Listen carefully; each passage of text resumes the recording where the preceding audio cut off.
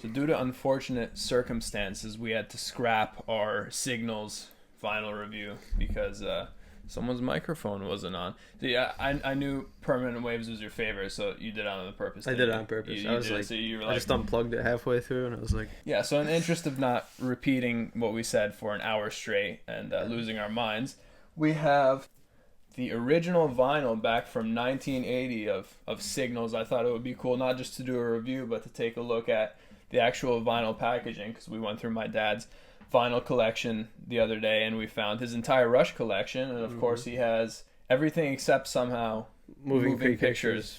He even has Caress of Steel, but he didn't have moving pictures. But we do have this, and we have 2112, as you could tell was his favorite. the rustic look, you know. Yeah, and of course everyone wants to see Caress of Steel. Perfect So if you want to see, yeah, this wasn't even in the plastic. You could tell what he thought about this. But he did have the foresight. He knew vinyls would make a comeback, so he did leave the best ones inside the plastic.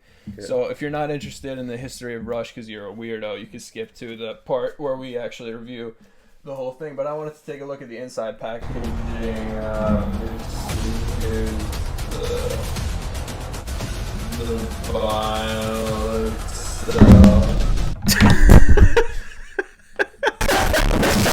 That's the second time that happened when I did that.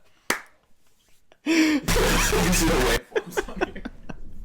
I just looked over. It was like slowly, like the leaning tower. Anyway, side one, Spirit of the Radio, which we found out like 5 minutes ago, is actually called Spirit of Radio. Yeah, right. Like I would never. I always thought it was Spirit of the. I don't Radio. think anyone has ever called it Spirit of Radio. No, except Geddy Lee. Freewill, obviously another classic, and then side two was. Do you want to pronounce that? I don't want to try to pronounce that. Entre. Oh, Entre Nous, There which you is go. I'm pretty sure French for Enter New. Thank you. Okay. Different Strings and Natural Science, another classic on there. It's actually Alex Lifeson's favorite song to play live. I Is watched it? an interview. Yeah. Let's see if this has the packaging like Signals did. Ah. Alright, what's on this side? Cool, so you got Alex looking like a Columbine shooter. Yep. Is that Getty? No, Geddy's on the No, right. that's Neil. That's Neil. I thought this was a Mike, that's why I thought it was Getty. Yeah. And then He looks like someone's mom. looks like Nosferatu. Yeah, he does. And then the lyric sheet on the back. I think it's like when you get an album, it's like an actual experience. You know what I mean? It's not like where you just pull it up on Spotify or Apple now and you just read whatever. Is there an inside to this? I think that's why the vinyl's making a comeback. Well, it's also cool artwork. It's big, so it's not like anything that's minuscule. If you try to hang a CD on the wall, it's like, what the hell is that? Yeah, it looks stupid. This If is you like hang you that- actually got some canvas artwork. And you can see the promotional stickers they had from back on the day. Pretty cool.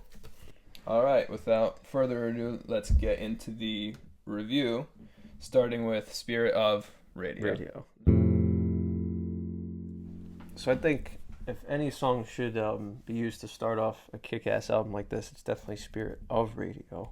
It's just a feel-good song, you know, like just the whole meaning of it. Nowadays, you don't really use the radio, but it's still the same. It still holds up. It's just the same concept of music in general, as you use it as a way to, you know, get through your day or get away from certain things. Yeah, this is one of my all-time favorite Rush songs. I've said that probably, of course, in our Lost Signals review, I've said that like 8 times, but this is definitely one of the highlights of their entire discography. And I think it has the most iconic guitar riff in Rush history in the beginning, right? It does. It doesn't even sound like a guitar. You're like, what even is that? Yeah, with the effect they put on it, I don't know what you call that. It sounds like you're listening to it in a Pringles can.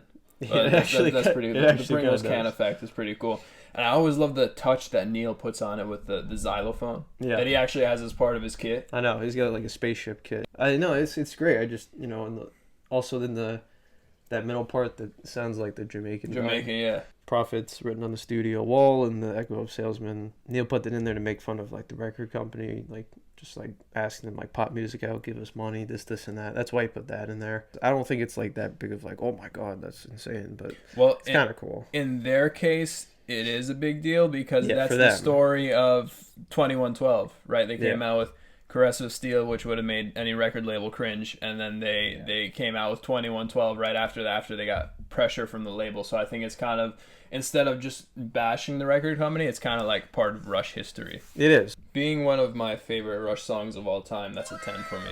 Yeah, me What too. about you? 10? Yeah. Anything less, you're just dumb.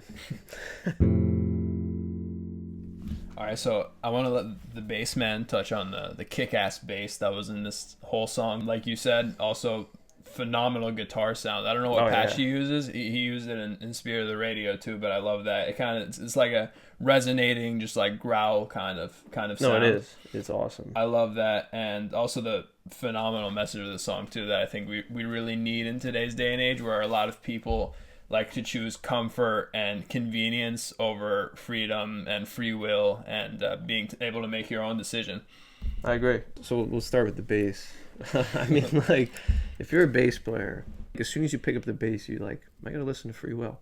That's what happened to me. I don't know, but you know, like whenever I hear this in the car and that bass solo comes on, I just like crank it up till I can't hear anything, and it's just one of those things that makes you sit back and just think like, how does he play that? I agree with you on the terms of the Freewill, and you know, in life nowadays, it feels like people will just do the convenient thing, or they'll just follow others rather than have their own thought process because it's easier. I don't know why. Honestly, I've always grown up wanting to think my own thing, be my own person. Yeah, I have influences here and there, but I just feel like a lot of people will just prefer like, yeah, I'll let them think for me. I'll let them make my choices for me. So I think with this song, let alone being kick-ass, also has a kick-ass meaning to it. Messaging wise, one of my favorite Rush songs. It's not sonically my absolute favorite, but it is still an all-time classic. So I'm gonna give it a 7.5. 7.5. That's pretty good. Wow. All right. It's just not in my all-time Rush favorites, but that's more of a statement of what they have done rather than what they haven't. True. Mine would be 10, of course. 10 for this one too. All right. So I think the perfect meme to describe that song is the "Not Gonna Lie" that had us in the first half. You know what I'm talking about? Yeah. Because in the beginning half, I was like, oh, okay, I was getting ready to give it like a low ball, but then they took it down a notch, and then it sounds like they send you into like the magical midget forest with that like the synth and everything and the vocal. Midget. Yeah, that's what it sounds like to me. And then the guitar picks it back up, and they switch the time signature, and it gave it the life I was looking for in the first half. That wasn't one that I heard a lot. Yeah. And that's one that I'm going to go back to. For me, that's a solid 9. Wow, I thought you were that was a good one. I thought you were gonna shit on it. All right. Not gonna lie, they had us in the first half, but the second half kicks some ass. Coming off of Freewill and Spirit of the Radio, it's definitely tuned down. You know, like in terms of energy. The meaning behind this is it's from the Bible, the Old Testament, Genesis. Jacob's ladder is about a dream that Jacob had about a stairway leading into heaven, not stairway to heaven. But, and they basically wanted to write a song about it, like, because Neil said that he thought it was it's a cool story. Like, imagine having a dream and you see a stairway into heaven. You're like, oh, I'm gonna go climb that. Tom and Jerry style. And Jerry. Basically, Neil said the song describes the phenomenon of the sun breaking through the clouds. It's basically like the clouds open up and the sun, and there's a stairway. Does it also say on that website what kind of kush he was smoking when he wrote the song? No, unfortunately, that you have to pay the premium for that. Oh, okay. Yeah, that's basically what the song's about. That's why I think they went with the approach of it, like being kind of like the first half thing. Mm-hmm. And the midget forest. The midget forest, yep. Because I think that's when he was going up the stairs. He's like, all right, cool. Well, the reason I call it midget forest is like when the Snow White had the 7 midgets of Oz or whatever the story goes like. The dwarfs. Yeah, the dwarfs. The Wizard of Oz. You're like putting those two together. That's whatever. Hilarious. Yeah, I'm not really brushed up to on my Disney princesses, but you know, you get the idea. Yeah, I'd probably give it an 8 out of 10. 8. Yeah, solid. I think this song is a step up from Jacob's Ladder. I think it really captures my attention more. Jesus. You got Rona? I do. I should wear my mask. Yeah. Basically, Entre Nous, which is French for Between Us, also the name of a European magazine for sexual and reproductive health. This song's about relationships and how people perceive each other. You know, like if you're with a girl and you're like, man, she's hot, and then you get to know her and she's like a bitch. No, that's not what it is. But basically, that's what the song's about. It's about relationships in life and how people see each other, and that's why in the chorus with the he says between us a lot. But also, I just think, especially the guitar, like Yeah. the bass is good, but I was more drawn towards Alex's guitar. Yeah, that's during what the song. that's what I was gonna say about the how it kind of stops and then all you hear is the drums, like for a little bit, like little breaks, and then you hear the drums, and Yep. then it goes back into it Awesome. really fast. And then I think the drum work was stand out, not just on this one, but also on Jacob's Ladder. I forgot to say that. Yeah. Obviously, the legend himself, R.I.P. R.I.P. Unfortunately. Yeah, 9 out of 10. yeah, that one was probably a 7 for me. Wow. Yeah, we're kind of missing each other here. I know. So I like the change in the acoustic, which he doesn't really use too much. And like you said, I love the harmonics. This sounds like the part in the shitty rom-com movie where they break up and Yeah, I know. the guy's walking home in the rain and then he gets splashed by the car driving through the puddle. Yeah. Like that's the vibe that I got from this song. That's pretty Cool, good. really cool vibe. It is a cool vibe. It's definitely I don't really know if it's necessarily one I'd put on repeat, but I wouldn't be opposed to it. You know, like, I think it was It's good. Rush. Yeah, it's Rush. The funny thing about this song was solely written by Geddy Lee. Really? No Neil, and it's also the last Rush song in which Neil didn't have any lyrical credit. Nice. So after this, it was all Neil. Yeah, I know Getty did everything in the first album. Yeah. And what was their second album? Fly By Night? Fly By Night. That's when And that's when Neil joined. Yeah. Yeah. Basically, the song's about choose your words carefully and just be kind to people. That's pretty much what it. There's got to be a shitty rom-com that has that in There there has to somewhere. There has to be. If not, we should make one. Yeah, I just love the vibe of it, even if it's not like a high energy workout song. yeah. I love the Yeah. feel of it, and for that, that's gonna be another 9 for me. I'm gonna give it an 8. 8, Yeah. pretty good. I know you were waiting for me to say it, but did you know that John Petrucci used the same riff in Systematic Chaos as In the Presence of Enemies Part 1? Did you know that? I did know that How did you know? because you've told me. Really? Yeah. How many times? 5 maybe. I No. love that riff. I love that riff, and the whole song is kind of like Dream Theater-esque. I mean, they're their biggest influence, so that makes sense because they always say the last track is always the longest, and it's always some epic grand thing. And I love their use of sound effects, which, if you want to talk about how they came up with that. The sound of the water. The producer Terry Brown and assistant Kim Bickerdike. I'm guessing that's like Kim the Bitter Dyke. Bitterdike.